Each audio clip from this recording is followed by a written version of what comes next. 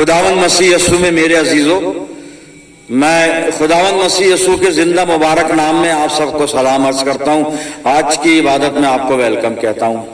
प्रियजनों, आप हमेशा मेरी दुआओं में हैं और मैं भी आपका मशकूर हूं। आप मेरे लिए प्रार्थना करते हैं, खुदा आपको बहुत बरकत दे। आज जो मनन के लिए परमेश्वर ने मुझे दिया है कि आपके साथ मिलकर सीखूं, व्यवस्था विवरण की पुस्तक 3 अध्याय और 26 पद से और इसका 23 पद से 26 पद मैं आपके सामने पढ़ूंगा। व्यवस्था विवरण 3 अध्याय 23 से 26 पद सुनिएगा क्या लिखा है। उसी समय मैंने यहोवा से गिड़गिड़ाकर विनती की, हे प्रभु यहोवा, तू अपने दास को अपनी महिमा और बलवंत हाथ दिखाने लगा है। स्वर्ग में और पृथ्वी पर ऐसा कौन देवता है जो तेरे नाम से काम, जो तेरे से काम और पराक्रम के कार्य कर सके। इसलिए मुझे पार जाने दे कि यरदन पार के उस उत्तम देश को, अर्थात उस उत्तम पहाड़ और लबानोन को भी देखने पाऊं। परंतु यहोवा तुम्हारे कारण मुझसे रुष्ट हो गया और मेरी ना सुनी। किंतु यहोवा ने मुझसे कहा, बस कर, इस विषय में फिर कभी मुझसे बातें ना करना। खुदावंद की बरकत उसके पाक कलाम के पढ़े जाने पर, सुने जाने पर हो, आमीन। आइए दुआ करें।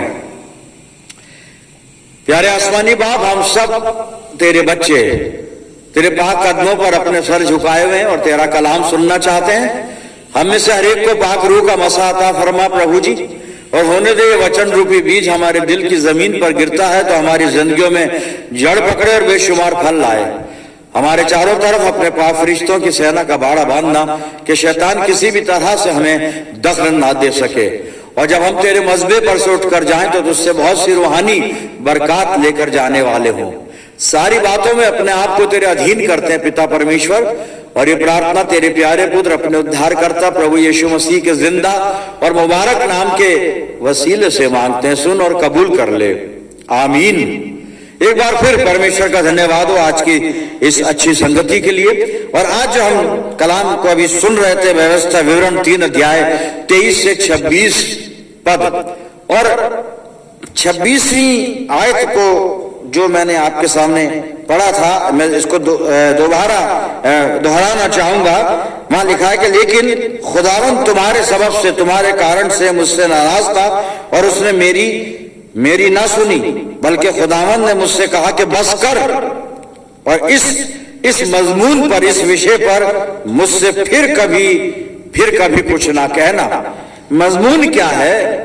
यहां पर मूसा दरख्वास्त कर रहा है, रिक्वेस्ट कर रहा है खुदा बाप से कि खुदा बाप, तूने हर तरह से मुझे संभाला है, तूने मुझे अपना बलवंत हाथ दिखाया है, अपना फजल दिखाया है, सब कुछ तेरी महिमा मैंने देखी है और तूने मुझे हर तरह से सरफराज किया है। अब एक विनती मेरी ये है कि मैं उस कनान देश में जाना चाहता हूं जिसके बारे में तूने हम लोगों को कहा है कि मैं तुम्हें वहां ले जाकर बसाऊंगा, और मैं वहां के पहाड़, खूबसूरत पहाड़ और वहां का जो लबानोन वगैरह, ये सब मैं देखना चाहता हूं। लेकिन आगे 26 आयत में मूसा लोगों से कह रहा है कि लेकिन खुदा तुम्हारी वजह से मुझसे नाराज था। लोगों की वजह से मूसा कह रहा है, खुदा तुम्हारी वजह से मुझसे नाराज था, इसलिए उसने मुझसे कहा, बस कर, अब कभी इस विषय पर कभी कुछ ना कहना, इस मजमून पर बात मत करना। मूसा को कह सकते हैं खुदा ने डांट दिया कि बस कर, खामोश, चुप कर। ये अल्फाज बाइबल में नहीं है, बस कर लिखा है वहां पे, मतलब यही है। और खुदा कहता है कि इस विषय पर कि मैं कनान में जाना चाहता हूं, मैं कनान में जाना चाहता हूं, कनान में जाना चाहता हूं, इस विषय पर मुझसे बात मत करना। क्यों भाई? मूसा बता रहा है कि खुदा नाराज था, और क्यों नाराज था? लोगों से कह रहा कि तुम्हारी वजह से नाराज था। अजीजों, खुदा मूसा को बहुत प्यार करता था, और मूसा के बारे में खुदा ने एक अप्रूवल दिया है। और मैं गिनती की किताब का 12वां अध्याय निकाल के 1-2 पद आपके सामने पढ़ना चाहता हूं। और गिनती 12 और 7-8 पद में लिखो, यहां पे लिखा है, हम देखें तो, विषय यहाँ चल रहा है कि हारून और मरियम जो मूसा के भाई बहन हैं, किसी फैमिली मैटर को लेकर मूसा पर उंगली उठा रहे हैं। संक्षिप्त में बताऊंगा मैं, मूसा पर उंगली उठा रहे हैं। खुदा नाराज हुआ मरियम और हारून की बात सुनकर। उसको अच्छा नहीं लगा कि मेरे बंदे मूसा की बुराई कर रहे हैं, उस पर कुछ ब्लेम लगा रहे हैं। तो खुदा क्या कहता है मूसा के बारे में और क्या किससे रहा है? मरियम और हारून से। गिनती 12, 7 और 8 पद। परंतु मेरा दास मूसा ऐसा नहीं है, वो तो मेरे सब घरानों में विश्वास योग्य है। उससे मैं गुप्त रीति से नहीं परंतु आमने सामने और प्रत्यक्ष होकर बातें करता हूं, और वो यहोवा का स्वरूप निहारने पाता है। इसलिए तुम मेरे दास मूसा की निंदा करते हुए क्यों नहीं डरे? मूसा के बारे में खुदा ने अप्रूवल दिया है, वो मेरा स्वरूप निहारने पाता है, मुझसे प्रत्यक्ष रूप में बातें करता हूं, आमने सामने बातें करता हूं। मेरा दास विश्वास योग्य दास है। अगर आप 6ठा पद पढ़ेंगे तो वहां पे लिखा है सारी पृथ्वी पर वो मेरे लिए रिलायबल पर्सन है, विश्वास योग्य मेरा दास है, तुमने उसकी निंदा क्यों की? मैं उससे आमने सामने बात करता हूं प्रत्यक्ष रूप में, वो मेरा स्वरूप। ऐसे बंदे से खुदा ने यहां व्यवस्था विवरण 3 और 26 में कह दिया अपनी बात, उसकी बात सुनने के बजाय बस कर, इस विषय पर अब मुझसे कभी बात मत करना। क्या हो गया ऐसा? मूसा पर से खुदा की रहमत यहां पर कैसे एकदम हट गई? वो परमेश्वर का फेवर यहां कैसे मूसा के बिल्कुल विरोध हो गया, खिलाफ हो गया उसके? ऐसा क्या हुआ? मूसा ने क्या कर दिया? अजीजों, मैं याद दिलाना चाहता हूं, बात कर रहे हैं कि शरीर की अभिलाषाओं को पूरा करने का उपाय मत करो। रोमियो 13-14 पद, ये हमारा थीम चल रहा है इन दिनों में। और हम वो शारीरिक अभिलाषाएं जो हमें गुनाह की तरफ ले जाती हैं, जो खुदा की नजर से हमको कह सकते हैं गिरा देती हैं, हमें परमेश्वर के क्रोध का पात्र बना देती हैं, वो हमारी शारीरिक अभिलाषाएं हैं जिनको हम जाने में अनजाने में पूरा करने का उपाय करते हैं, हमसे हो जाते हैं जो भी है, और फिर हम खुदा की रहमतों से बरकतों से दूर हो जाते हैं। और मूसा के साथ ठीक ऐसा ही हो गया है, जिससे खुदा आमने सामने बात कर रहा है, जो परमेश्वर के स्वरूप को निहारता है। खुदा प्रत्यक्ष रूप में मूसा से बात करता है। आज यहाँ पे व्यवस्था विवरण 3 अध्याय और 26 पद में खुदा ने मूसा को एक तरह से डांट फटकार लगा कर कहा, बस कर, इस विषय पर अब मुझसे कभी बात मत करना। विषय क्या था? मूसा कह रहा है मुझे कनान में लेकर जा, परमेश्वर में कनान देश में जाना चाहता हूं। खुदा ने कहा तू नहीं जाएगा। क्यों नहीं जाएगा?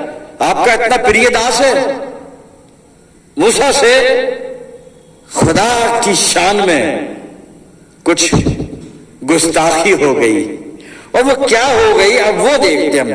गिनती की किताब बाइबल में से 20 अध्याय, और यहां पे लिखा है कि इस्राएली मूसा की अगुवाई में मूसा इस्राएलियों को लेकर सिने के जंगल में आ गया है और कादेश नामक स्थान पर ये रहने लगे। उन्होंने अपने डेरे लगाए और पूरी इस्राएली जाति यहां पर है। अब हुआ क्या? मैं पढ़ रहा हूं 2 पद, गिनती 20 अध्याय, पहले 2 पद पढ़ूंगा। वहां मंडली के लोगों के लिए पानी ना मिला, इसलिए वे मूसा और हारून के विरुद्ध इकट्ठे हुए। मंडली के लोगों के लिए पानी नहीं है, साहब पानी है ही नहीं। गुस्सा आया लोगों को, ये मूसा के हारून के खिलाफ उनके विरोध में इकट्ठे हुए, खिलाफत करने लगे, उन पर गुस्सा करने लगे, कुड़कुड़ाने लगे, बुड़बुड़ाने लगे। मूसा बड़ा परेशान हुआ। मूसा ने खुदा से बात की जाके, ये समस्या है, पानी नहीं है, लोग मेरी खिलाफत कर रहे हैं, मुझे भला बुरा कह रहे हैं। परमेश्वर ने गिनती 20 और 7-8 पद में क्या कहा मैं पढ़ रहा हूं। तब यहोवा ने मूसा से कहा, उस लाठी को ले और तो अपने भाई हारून समेत मंडली को इकट्ठा करके उनके देखते हुए उस चट्टान से बातें कर, तब वो अपना जल देगी। उस चट्टान से बातें कर, तब वो अपना जल देगी। इस प्रकार से तो चट्टान में से उनके लिए जल निकालकर मंडली के लोगों और उनके पशुओं को पिलाना। ये कहा खुदा ने कहा जा चट्टान के पास, और जिस लाठी को तो अपने हाथ में रखता है ना, उस लाठी को अपने हाथ में ले लेना और जाकर चट्टान के पास खड़ा होना। अब खुदा क्या रहा है सुनिएगा, उसके एक एक शब्द को हमें पालन करना जरूरी है। परमेश्वर जो कहता है, मतलब अपनी अकल, अपनी बुद्धि, अपना ज्ञान ये नहीं मिला सकते हैं। और खुदा ने कहा कि तू चट्टान से बातें कर, बात करनी है। अजीजों, मैं आपसे बात कर रहा हूं, मैं आपको छू नहीं सकता क्योंकि छूना है भी नहीं, मैं छूना भी नहीं चाहता, सिर्फ आपसे बात करनी है, बात कर रहा हूं मैं। छूने की यह जरूरत है ही नहीं आप लोगों को, मैं देख रहा हूं इतना काफी है, आपसे बात कर रहा हूं इतना काफी है, हमारा मकसद पूरा हो रहा है, खुदा को जलाल मिल रहा है। तो मूसा से खुदा ने फरमाया कि जाओ चट्टान से बातें कर, और तू बात करेगा जल देगी वो, और तू लोगों को उनके पशुओं को पिलाना। मूसा शायद कुछ परेशान है मंडली की वजह से, मूसा शायद अपने ऊपर कुछ कंट्रोल नहीं कर पा रहा है। मूसा का पेशेंस, धैर्य शायद यहां पे जवाब दे चुका है। मूसा ना मालूम क्यों ऐसा लगता है डिप्रेस है, क्योंकि जो खुदा ने कहा है वो इसने नहीं किया, और जो खुदा ने नहीं कहा वो इसने कर डाला। अब इसने करा क्या है? अब मैं आगे पढ़ रहा हूं 10 से 12 पद, गिनती 20 और 10 से 12 पद सुनिएगा। मूसा और हारून ने मंडली को उस चट्टान के सामने इकट्ठा किया, तब मूसा ने उससे कहा, है दंगा करने वालों सुनो, मंडली से कहा, हे दंगा करने वालों सुनो कि हमको चट्टान में से तुम्हारे लिए जल निकालना होगा। खुदा ने मूसा को कब कहा कि तू चट्टान में से जल निकालना? ये तो बात ही नहीं हुई है। और मूसा है कौन जो चट्टान में से जल निकाल दे? हारून कौन है जो चट्टान में से जल निकाल दे? चट्टान में से पानी निकालने का शरफ और कुदरत खुदा के पास है सिर्फ। खुदा तो कह रहा है कि जाकर चट्टान से बात करना, पानी तुझे नहीं निकालना है, पानी तो मेरी कुदरत से निकलेगा। लेकिन यहां पर पहली बात, जो पहला गुनाह मूसा से सरजद हुआ है, झूठ बोला जा रहा है। खुदा ने यह नहीं कहा था कि तू पानी निकालना, नहीं ये नहीं कहा था, बातें करना चट्टान से ये कहा था। पहली चीज झूठ बोला गया मूसा के द्वारा। और मैं आपको क्यों बता रहा हूं कि जिसके लिए अप्रूवल खुदा दे रहा है कि मुझसे आमने सामने बात करता हूं मूसा से, वो मेरा स्वरूप निभाता है। और यह व्यवस्था विवरण 3 अध्याय 26 पद में खुदा कह रहा है, बस कर, अब इस विषय पर मुझसे बात मत करना, मैं तुझसे बात करना नहीं चाहता। कनान में जाऊंगा, नहीं जाएगा तू, अब इस विषय पर बात मत करना कभी। हुआ क्या? अब ये हुआ जो हम देख रहे हैं। मूसा ने पहली चीज, छोटा झूठ है, मामूली झूठ, लेकिन झूठ तो झूठ है साहब। अब सुनिएगा वही 10 पद, हे दंगा करने वाले सुनो कि हमको चट्टान में से तुम्हारे लिए जल निकालना होगा। तब मूसा ने हाथ उठाकर लाठी चट्टान पर 2 बार मारी। खुदा ने मारने के लिए कहा था, खुदा ने कहा कि लाठी चट्टान पर मारना। खुदा ने कहा था चट्टान से बातें कर, बात करनी थी, लाठी नहीं मारनी है। खुदा की बातों को हम बदल नहीं सकते, खुदा की मर्जी को हम बदल नहीं सकते, खुदा की कुदरत को हम बदल नहीं सकते साहब। लाठी मारने की क्या बात हुई है? डिसोबे कर रहा है मूसा, दूसरा गुनाह। पहला देखा झूठ बोला, यहां परमेश्वर की आज्ञा नहीं मान रहा, लाठी मारने की बात ही नहीं हुई है। और यहां पे लिखा है एक बार भी नहीं, लाठी चट्टान पर 11वां पद चल रहा है, चट्टान पर 2 बार मारी और उसमें से बहुत पानी फूट निकला और मंडली के लोग अपने पशुओं समेत पीने लगे। अब सुनिए, परंतु मूसा और हारून से यहोवा ने कहा, तुमने जो मुझ पर विश्वास नहीं किया और मुझे इस्राएलियों की दृष्टि में पवित्र नहीं ठहराया, इसलिए तुम इस मंडली को उस देश में पहुंचाने नहीं पाओगे जिसे मैंने उन्हें दिया है। तुम नहीं पहुंचाने पाओगे। तुमने करा क्या मूसा? तूने झूठ बोला। पानी तू निकालेगा चट्टान में से, तेरी कुदरत है, कुछ इतना है तेरे पास पावर, खुदा निकालता चट्टान में से पानी। फिर डिसोबे किया, लाठी मार दी। लाठी मारने की बात नहीं कही थी खुदा ने। और ये सारी बातें क्यों हो रही है? विश्वास की कमी। खुदा कह रहा तुमने मुझ पर विश्वास नहीं किया, अपनी हिकमत लड़ा रहे हो, अपना इल्म इस्तेमाल करते हो मेरी इबादत में, मेरे राज्य में। हमारा ज्ञान नहीं चलता साहब परमेश्वर की बादशाहत में, उसका ज्ञान चलता है, उसकी सामर्थ चलती है, उसका अनुग्रह चलता है, हमारा कुछ नहीं चलता। पर हम कोशिश करते हैं कि हम अपना चलाएं, अपना दिखाएं, मेरी परफॉर्मेंस कलीसिया में लोग देखें, मेरी स्किल्स कलीसिया में लोग देखें, मेरे टैलेंट खुदा में कलीसिया में लोग देखें। या कलीसिया में एक ही चीज दिखानी है, खुदा को लोग देखें, यीशु मसीह को लोग देखें, प्रभु यीशु मसीह के प्रेम और सामर्थ को लोग देखें मेरे अजीजों। तो पहली चीज झूठ बोला, दूसरी आज्ञा तोड़ी, तीसरी चीज विश्वास की कमी है, चौथी चीज गुस्सा किया, 2 बार लाठी मारी ना, ये गुस्से का नतीजा है। गुस्से में आया, छड़ करके लाठी मारने की जरूरत ही नहीं है। बात कह रही चट्टान, परमेश्वर ने मुझे तेरे पास भेजा है, पानी दे। क्रोध करा साहब उसने, अपना आपा खोया। आपा नहीं खोना है हमें, खुदा के साथ चलना है, पेशेंस के साथ चलिए। आपा खोला ना, ये आपा खोया, ये हरकतें हो रही है, लाठी मार रहा है, गुस्सा कर रहा है, झूठ बोल रहा है, डिसओबे कर रहा है। ये फिर ये काम करके 2 चीज और उसने की, महान पाप किए।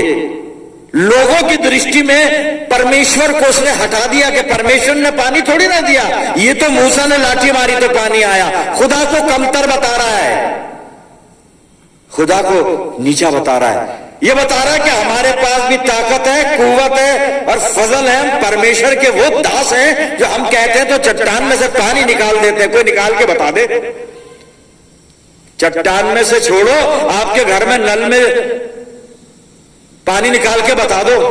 जब पानी का टाइम होता है ना, नल चलते हैं, उस टाइम के अलावा नल पानी निकाल, नल में भी नहीं आएगा, वहां से नहीं आएगा, टंकी में से आ रहा होता है वही आएगा, हम नहीं निकाल सकते। वो तो जिस हमारे यहाँ टाइम पर नल खुलता है साहब, सुबह 8 बजे खोलते हैं और 10 बजे तक बंद हो जाता है। हमें दिन में 1 बजे नल से क्यों पानी दे, नहीं देगा पानी। हाँ, बहुत लोग सोच रहे होंगे पास्टर विश्वास से सब कुछ हो सकता है। जी हाँ साहब, विश्वास से मुझे भी मालूम है सब कुछ होता है, लेकिन अभी यहाँ पर विश्वास खुदा पे करना है, अपने आप पे नहीं करना है। अपने आप पे विश्वास करके हम कुछ नहीं, आज तक कुछ नहीं कर पा रहे हैं। जाना वहीं पड़ता है हमें, खुदा के पास ही वहीं जाना पड़ता है। तो खुदा को कमतर बताया इसने और परमेश्वर को अपवित्र बता दिया लोगों के सामने के खुदा ने नहीं दिया है तुम्हें पानी, पानी तो हमने पिलाया है तुम्हें।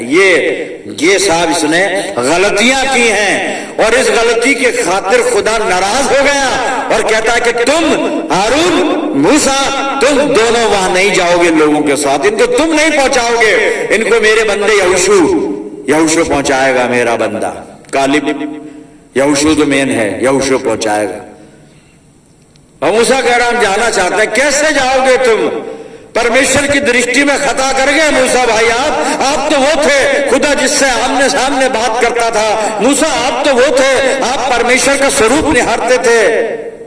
गलती कर दी आपने, परमेश्वर को अपवित्र लोगों के सामने बताया, परमेश्वर को कमतर करके बताया, अपनी सामर्थ वहां पे दर्शाई लोगों के सामने।